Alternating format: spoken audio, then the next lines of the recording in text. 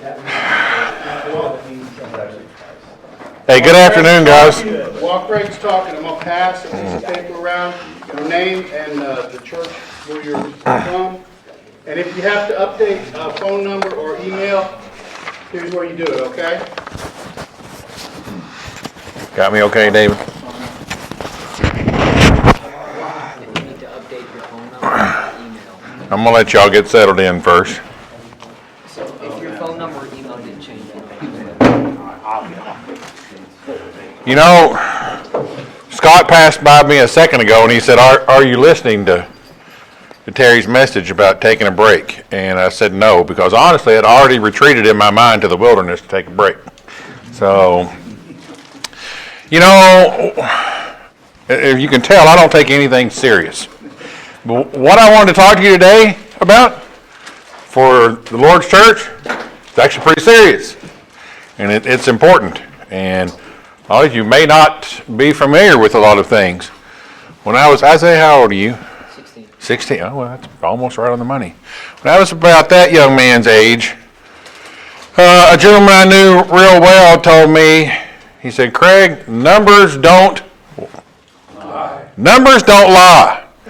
And I am going to give you plenty of numbers just for us today. That's what I'm going to base my talk on. And that's the way you can understand why this is very vital and very important.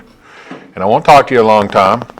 And then my buddy Justin over here is going to show you a little something to make life a whole lot easier should you decide to take that route. In the early 70s, my dad had told me a story about the Churches of Christ in South Central Kentucky. You know, they were always arguing about something, seemed like. It was a great time of debate in that era. And I was a whippersnapper, just born in 1974. But my dad said, and he told me this recently, he said, you know, a few of the churches were discussing amongst themselves, there are other denominations, Methodist, Baptist, they were already doing something that was successful, and the Church of Christ were struggling getting on board in our area. Anybody know what other churches might have been doing that was important at that time? Projecting on the screen. No. PowerPoint? No, but you're getting close. Getting close. Radio. Every home had a radio. You know, and it wasn't anything new, but the Churches of Christ in our area were slow to adapt to that. You know what the argument my dad said was? They was afraid that people would stay home. Well, he proceeded to tell me, and I as he was talking to me about this, I already knew where he was going at that point. I had seen it myself.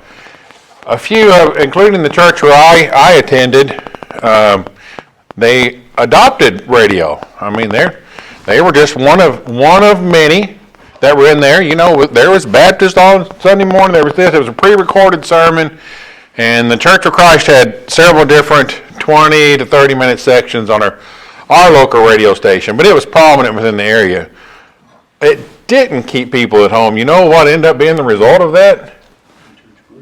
The church grew, and people that had never heard the gospel, never thought about it, was introduced to the gospel. You know, just by happenstance, because back in that time there was only one or two radio stations in our area you were going to pick up anyway. So if you wanted noise from the cow, you're milking the cows on Sunday morning, you inadvertently had the radio on to keep the cows calm. You heard a Bible lesson. So, you know what the argument is today about going online? Stay home. It's going to keep people at home. I'll tell you what radio done in Upton, Kentucky, ended up being one of the largest ham radio transmitter stations in the world, right in South Central Kentucky. And I was about his age when I was there, and it's the gentleman running that said to me, numbers don't lie. We are teaching the gospel. They would run about 50,000 watts at the time between different frequencies and broadcast the gospel all over the world. You know, depending on what bandwidth, they could reach out to different parts of the world. So about 30 years ago, about 25 years ago, they began to get smaller. They began to reduce that station. You know, they had already replaced a lot of tube transmitters and went to transistor transmitters, and you know, they began to streamline a little bit. The FCC changed frequency rules, and well, a number of years ago, that's no longer there. Does anybody know why that transmitter station is no longer there? The access of the internet to the world. You know, not everybody owns a ham radio receiver. At that time, that was really popular. That was a big thing across the world to have a ham radio transceiver. It's the way you become interacted with the rest of the world. So the gospel was reached, and I believe at that time they were transmitting, I tried to look back, and it was between 30 and 40 just different dialects and languages that they were broadcasting the gospel all over the world. So quite an operation. And you and I today can do that easily. I'm just going to give you tons of numbers. And I'm just going to start here locally. For those of you that are in Manatee County, for example, now I just looked these up recently so we could have fresh numbers. In Manatee County, and I went back to 2019 because 2020 was an anomaly. But in 2019, the Chamber of Commerce said in Manatee County, we had approximately 772,500 vacationers. 750,000 people visited Manatee County in a year. Now, how many came to your church? How many? Yeah, few, if any at all. You know, when I vacation with my family, guess what they planned things around? They had a book they carried. Churches of Christ across the, we looked it up ahead of time. Now families have gotten away from that, and we're going to have to push to get that back. That's a whole nother talk.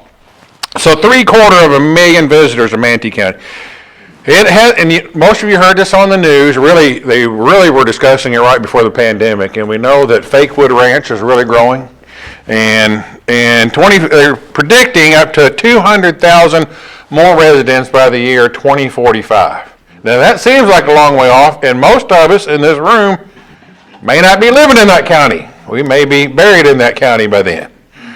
But we have to plan ahead. That would bring the total population, permanent population in Manatee County to between 500 and 600,000 people. So, and we're going to talk about trying to reach those people. We're going to look at more numbers here in a second.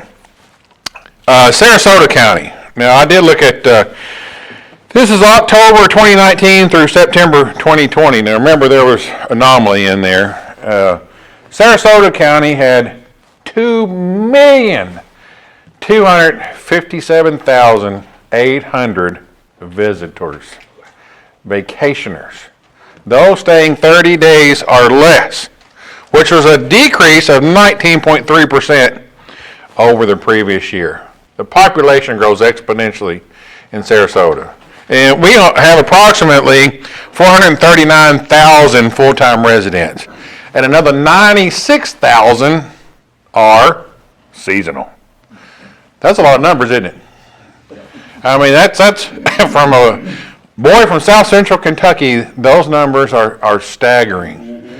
So we, as churches here in this room, we can do something about that. Just imagine if you could reach and involve 1% of those numbers. Where would we be? You know, the Churches of Christ is, numbers don't.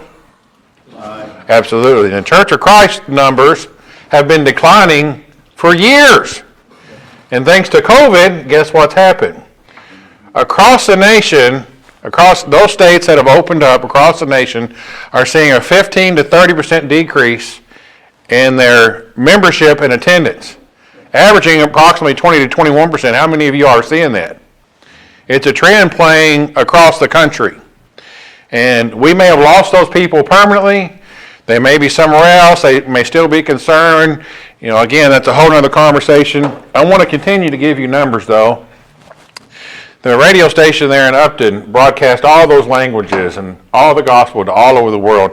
Listen to this. The worldwide population is approximately 7.8 billion people. Approximately 4.93 billion people, and this is from this year. This is information from this year. 4.93 billion people have access to the internet and use it frequently. Isn't that a lot? That is 63.2% of the world population uses the internet frequently.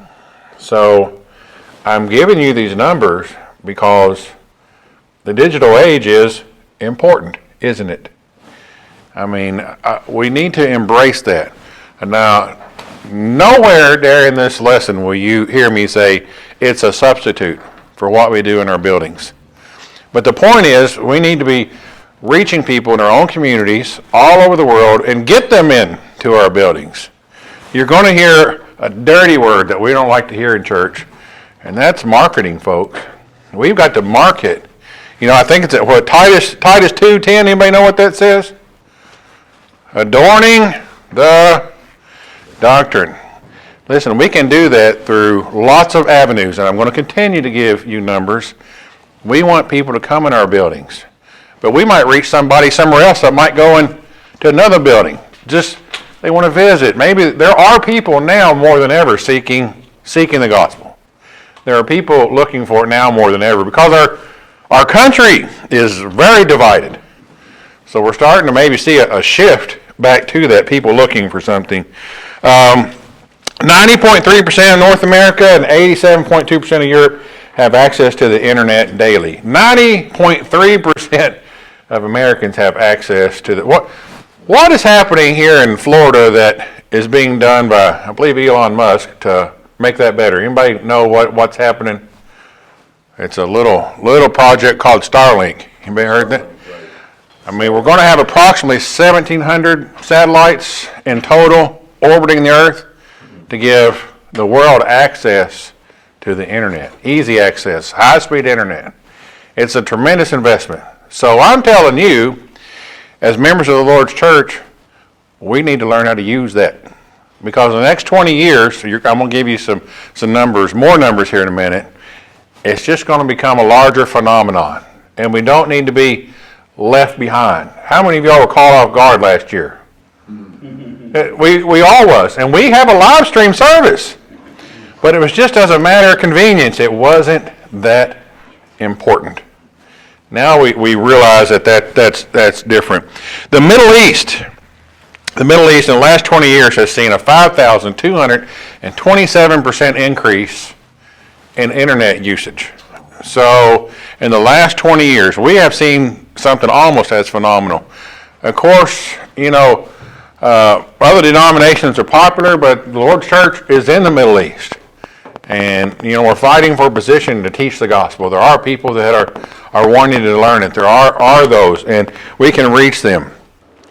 There are approximately 127 million websites. Sometimes during Terry's sermon, I think I've searched most of those websites. So, I don't know that to be true, but yeah. I'd be careful, brother. Some of those are sites you shouldn't be visiting. Yeah, maybe. I said most. Yeah, most. You got to watch what you Google. So, yeah. Amen. Yeah. Anybody know? I've got them here. Anybody know what some of the top sites that are visited? Isaiah, what do you think? Google is number one. Number one. So that's my first lesson for you. How many of you have taken ownership? You know, every congregation in here, you can look up on Google. And it may just have vague information about you in there. It may just have vague times in there. A lot of churches I look up, the times are wrong because they've changed since the pandemic. Has anybody in here taken ownership of their Google directory? My first lesson to you is look that up. Take ownership of it. You can do that. There'll be a little, usually, I'm not going to give you a technical lesson, but usually there's 3 dots there right now, and you click that, it says, is this yours? And there are some steps you have to go through to claim it. You want to claim it, because what happens if you don't claim it? Somebody's going to get it. Somebody's going to eventually claim that. And you want to have ownership of that. You want to be able to change the dates, the times. You want to be able to keep that up to date, because what are people doing that are vacationing here? They're going to Google you. If it's wrong, you may have lost. And that sounds petty, but listen, we're marketing the church. We want people in this building to teach the gospel. We have a goal here to reach, and we have a product. You know, a lot of salesmen sell products.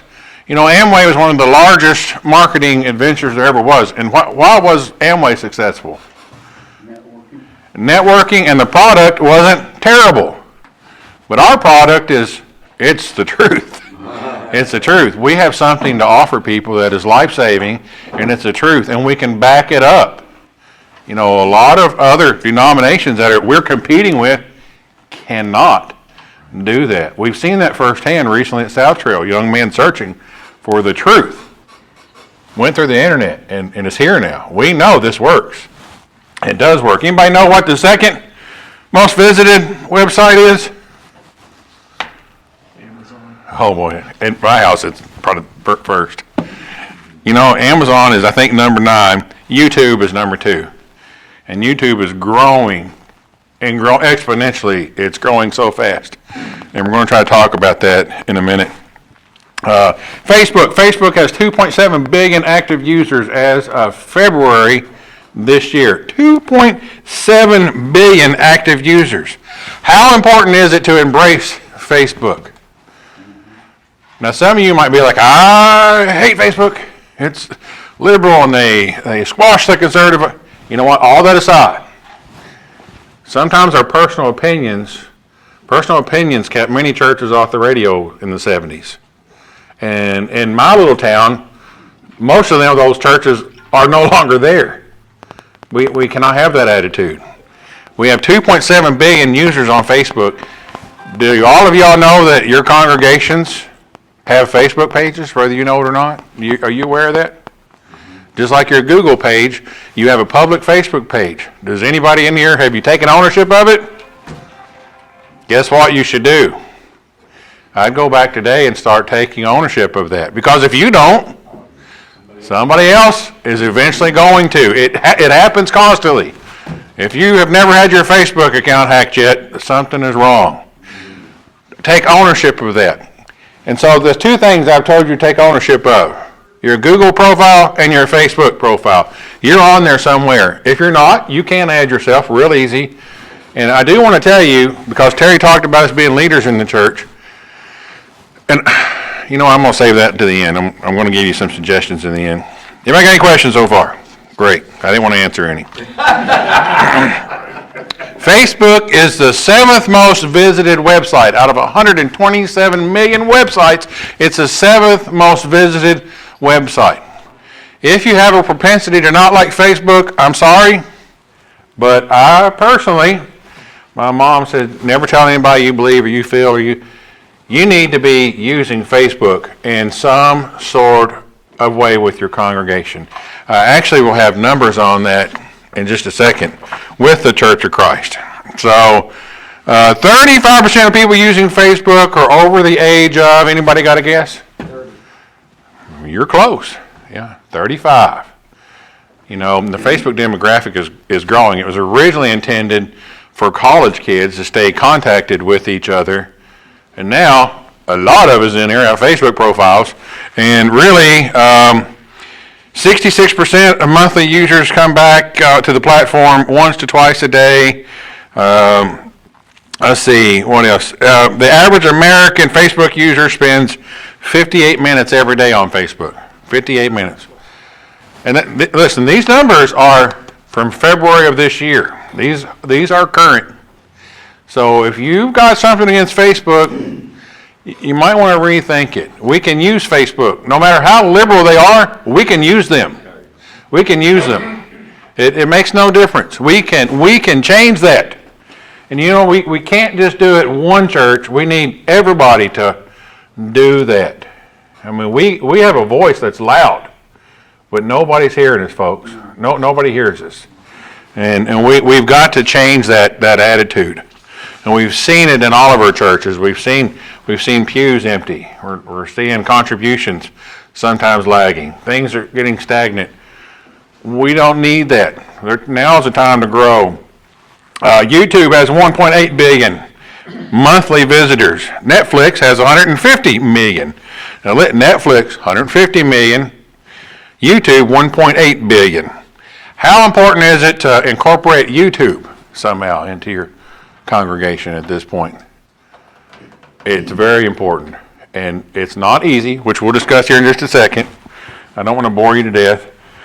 Consumers are watching, on the news this morning just so happened to be, now the struggle is what to stream. You know, just what to use, I remember when I seen the first smart TV and the first Roku stick, and I thought, that's never going to catch on. That'll never happen.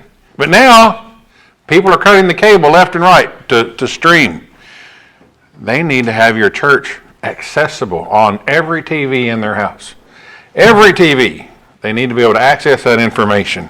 Now, you guys might not do that, but guess what my generation and Isaiah's generation are doing? They're using all these digital devices. And we are going to cover that some. Actually, you know what? We'll just cover that right now. Sometimes the church is afraid to embrace digital technology, aren't we? It's scary, you know, and things get by me too. David would tell you, our last meeting, he called and asked me a question, and I got caught off guard by something I'd never faced, and we'll talk about that in a second. Folks, you know, how many of y'all like printed books? We like printed books, don't we? I bet I've got 20 Bibles at my house. You go in my office, there's just a whole shelf of Bibles, and I use them frequently. But my generation and below is getting away from that. A lot of the times, the youth you're trying to attract at your church, they may not even own a printed anything. They're using a lot of digital technology. Even in our classrooms, our school systems, guess what they're using? Chromebooks, smart boards, allowing their phones to be taken out. You know what we tend to do at church? Put that away. What are we telling our youth? That you're not important to us. We're not going to embrace that. We kind of need to work on changing that and finding a way to incorporate it. We're just now learning here ourselves. It's still a struggle. You know, we're trying to incorporate even reading the Bible in class. And Isaiah? My youth group minister, there's a Bible app that you can download. Absolutely. He makes whole sermons that he makes for puts right on there. Group, and you scan that code and you're right there with it. You like using it? Yeah, we use it every once in a while. Y'all hear that? If you want your church to survive, you're going to have to embrace that technology. You sitting in these chairs right here are going to have to figure that out. And I'm going to help you with that here in a second. Y'all getting bored yet? I didn't want to give you a bunch of technical information. Listen, the church, it's a big deal. Christian millennials. 54% of Christian millennials, that's people a little younger than me, 54% of them watch online videos about faith or spirituality. That's a bunch. And this survey was actually from 2017. You think that number's higher now? Oh, exponentially higher. Exponentially higher. We can prove that with our own numbers. We used to have 3 to 4 YouTube viewers on any given week. Our live stream lesson might have 4 viewers for the whole week. Now, we do 200 to 300. We look back and we might be pushing 200 to 300. We've increased exponentially, and you know that's great. If we can get 1% of them to walk in the door, that's what we're trying to do. We're not trying to make them lazy by staying at home. And in fact, you know, that does happen sometimes. But the overall goal is teach them the gospel. And you know what? If you teach somebody the truth, if they eventually get it and understand it, they're going to come to you. They're going to reach out. It does happen. I think everybody in this room has probably seen that happen. It does happen, and we need to embrace that. Don't be nervous, because 65% of Americans prefer in-person preaching to a video sermon. You're like, oh, 65%. I'm not done with that number. 65% of Christians, Americans, prefer in-person preaching to a video sermon. 35%, they have no preference. But less than 1% prefer a video sermon to an actual sermon. So what does those numbers tell you? People want to see an in-person human versus a screen when it comes to spirituality. So that's just human nature. They want to connect. People that are interested in God and Christ, they want to connect. It's human nature. But we're trying to capture that person. In a Google search, you know, they're visiting some of your counties. We just want that opportunity to be in their face, this one time. And we just want to reach out. We tend to get stuck in our traditional ruts. I know that we don't want to hear that. Guys, we're all important in Florida here, in southwestern Florida. The opportunities in this area the numbers are staggering. There's not a place in Kentucky where I'm from that has the opportunity that we have right here. If you're not doing anything, you need to do something. And so let's talk about that. Digital technology it's scary. You know, I'm not oblivious to that. It's intimidating. I want to tell you, if you go back to your leaders, sometimes we end up being partly leaders in our congregations. You need to delegate somebody. If you're afraid of it, work with somebody. Work with a 16-year-old. I guarantee you, if you've got any youth in your church, they know what's going on. And with that in mind, if you're doing things already, you need to have a pair of people all the time. If you have YouTube accounts, Facebook accounts, Instagram, you need a guideline for that. You need some policies for that. You need two people with the password information, all that. You need to protect your local congregation because digital technology is sometimes, you lose control of it. People overtake it. I mean, it is possible to have an upset member. You've got to police that and be careful with it and use your smarts. How many of you are live streaming your services right now? Trying to. I've seen all of y'all. And listen, Port Charlotte is too. I wish they were here. It's challenging sometimes, isn't it? Sometimes you feel like you're on your own. It's difficult, and we're in a trying time. 68% of churches of Christ across our nation offer Wi-Fi to their members and their guests. We have Wi-Fi in this building, and we're getting ready to open our Wi-Fi up to anyone. You're we'll never use Wi-Fi. Listen, I would say there's 52%, I think it is. 52.1% of people are using their phones and tablets during your sermons to read the scriptures. Make it easy for them. Make it easy for our youth. Now, does that mean our youth won't go look at Amazon or something? I was a kid. That's not your decision to make. Make it easy for them to follow along with you. Access that information. I watch our youth here, and I love them to death. But a Bible in the pew when Terry's talking is not always the first thing they pick up. But I know they've got a phone in their pocket. And I even encourage my own children, look that verse up.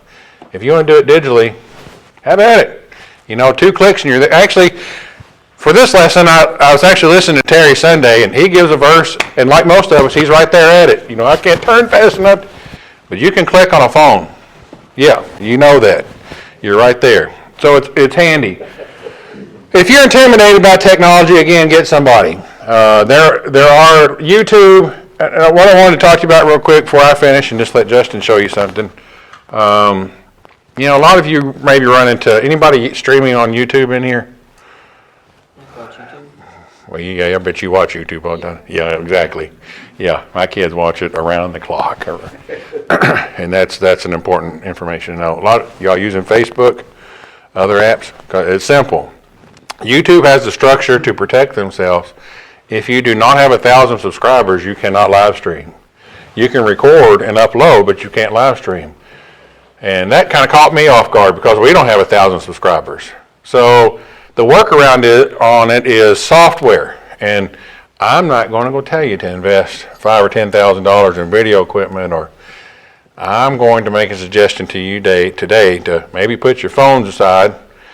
You do need to make some investment. And we actually purchased something just to show you and to help other congregations with. There is a camera that Justin has right over here that will work around and let you stream on YouTube. And for example, Mr. Plummer back there, Brother Plummer, he is trying to live stream their service on Facebook, and he's song leading. And listen, so one of the things we had talked about last time, and he purchased is this wireless microphone, which he's got connected into his iPad. How much was this set up? Less than $100, wasn't it? Less than $100, we've got a wireless microphone system. $99. Yep, so in his case, worked great. If you've already got a sound system you can plug into, you need to get somebody to figure out how to use it. And this camera, Justin, what all will this do? This camera it's purpose built for live streaming. It pairs to an app on your phone, and it's real simple to use.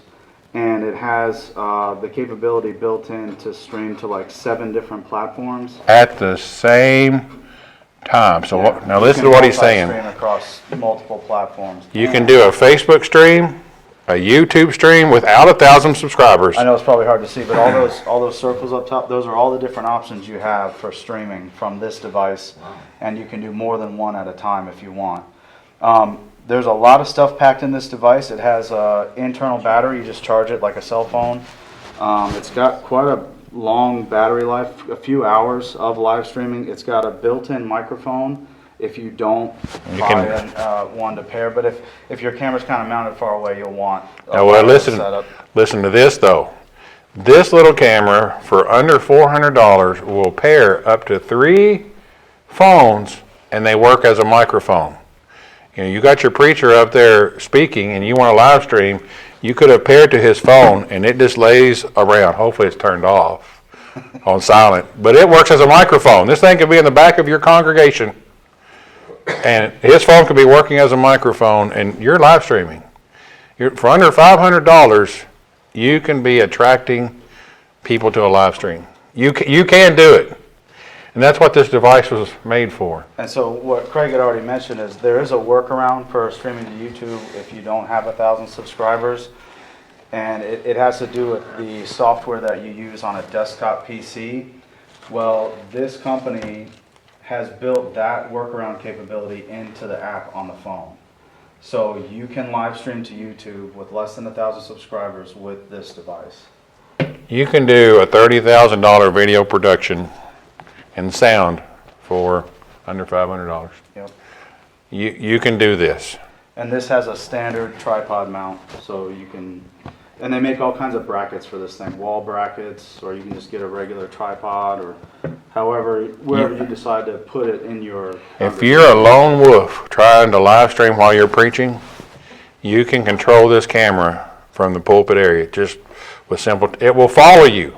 If you want to get moving around, it doesn't move like that, but the technology in it will follow that face. And you can actually tell it to automatically edit. It will cut in and out watching you while you're live streaming. It will look like somebody is putting on a major production. So you could do, if you think about it, the thought process is endless for your congregations. It's not just preaching. You could have this for your classroom. There's no telling what messages you could get out there. I mean, you could do so many with just a few clicks. My dad just bought one. He's the mayor of the city of Litchfield. And he's like, son, I want to do our meetings, and then I want to go to my different departments, and I want to be able to record them. So there's a camera that can live stream and then record.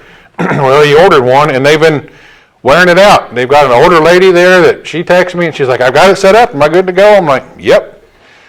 So they live stream all of their council meetings with a Mevo camera, and they record their different departments and put on Facebook. And she's never touched any. She actually did not. She had one of those large flip phones that some of you may have with you today. So if she can do it, you can do it. And my dad's not technical either. He was using a track phone until recently. So getting on the internet was not his thing. Dave? Now, when you're recording Yep. on the camera, you can monitor it on your phone. Oh, absolutely. Yeah, actually, I can walk around and show you guys what the app looks like. There's a little kind of small screen on your phone or tablet, and that's what's going out. And the larger section is what you can touch and manipulate if you want to follow faces. See those yellow dots? That's the facial recognition. So if you have one of those wandering creatures that likes to move around while he talks, they'll follow him. You have to think outside the box. And this is what's actually going out, so you can limit the field. You can zoom in on somebody live while it's going. You've got 4 cameras. There's no need. Just this one. You just It's need one. It's got a wide angle lens. It'll pick up. You can do anything you want with it, just touching the I got screen. a camera, want to look at that section and then this section. You're going to need to invest a lot of money. Yeah. invest to get it to come together? Yeah, you can put up to 3 of these You together. just take those and edit it later? No, you're getting into a whole nother, this is just made to be very simple. Right. This is what's actually going out live, so if we wanted to focus on. So listen, you guys, if you do something, if you make a $500 investment, you just like your investment to sit on the shelf, y'all need to use this. You got your phones, a lot of you are using phones and tablets, that's awesome. Use something. But even with these cameras, you could have a one-on-one Bible study and record it, live stream it. There's so many things you could do. Well, I was hoping Port Charlotte would come here because after our last meeting, Dennis actually went and purchased one of these. So if you're wanting to see the quality of this, it streams in 4K. And if you don't have internet at your church, it will use your 4G or 5G phone signal to live stream. It is capable of doing that.